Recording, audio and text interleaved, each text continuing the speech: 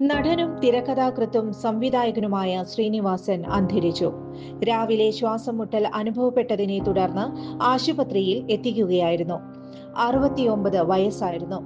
നീണ്ട 48 വർഷത്തെ സിനിമാ ജീവിതത്തിൽ സിനിമയിലെ സമസ്ത മേഖലകളിലും വ്യക്തിമുദ്ര പതിപ്പിച്ച വ്യക്തി കൂടിയായിരുന്നു ശ്രീനിവാസൻ.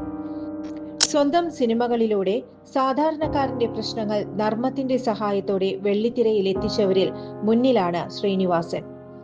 1976 പി എ ബക്കർ സംവിധാനം ചെയ്ത മണിമുഴക്കം എന്ന ചിത്രത്തിലൂടെയാണ് അഭിനയ രംഗത്ത് എത്തുന്നത്.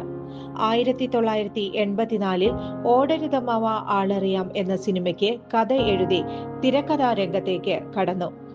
സന്മനസ്സുള്ളവർക്ക് Samadhanam, T Balagopalan M A., Gandhinagar second street, Nadodikkattu, Thalayana Manthram, ഗോളാന്തര വാർത്ത, വരവേൽപ്പ്, സന്ദേശം, ഉദയനാണ് താരം, മഴയത്തു മുമ്പേ, അഴകിയ രാവണൻ, ഒരു മറവത്തൂർ കനവ്, അയാൾ കഥയെഴുതുകയാണ്, കഥ പറയുമ്പോൾ, ഞാൻ പ്രകാശൻ തുടങ്ങിയ നിരവധി ഹിറ്റ് ചിത്രങ്ങൾക്ക് തിരക്കഥ ഒരുക്കി.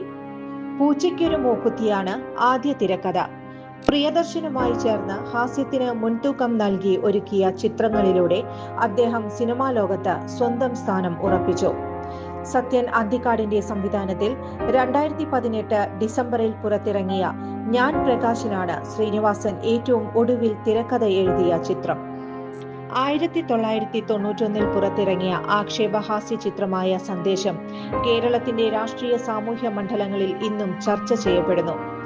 ശ്രീനിവാസൻ എഴുതി സംവിധാനം ചെയ്ത വടക്കുനോക്കി യന്ത്രം, ചിന്താവിഷ്ടയായ ശ്യാമള എന്നീ ചിത്രങ്ങൾ സംസ്ഥാന ദേശീയ പുരസ്കാരങ്ങൾ നേടി. വിമലയാണ് ഭാര്യ. സംവിധായകനും നടനും ഗായകനുമായ വിനീത് ശ്രീനിവാസൻ, നടൻ ധ്യാൻ ശ്രീനിവാസൻ എന്നിവർ മക്കളാണ്.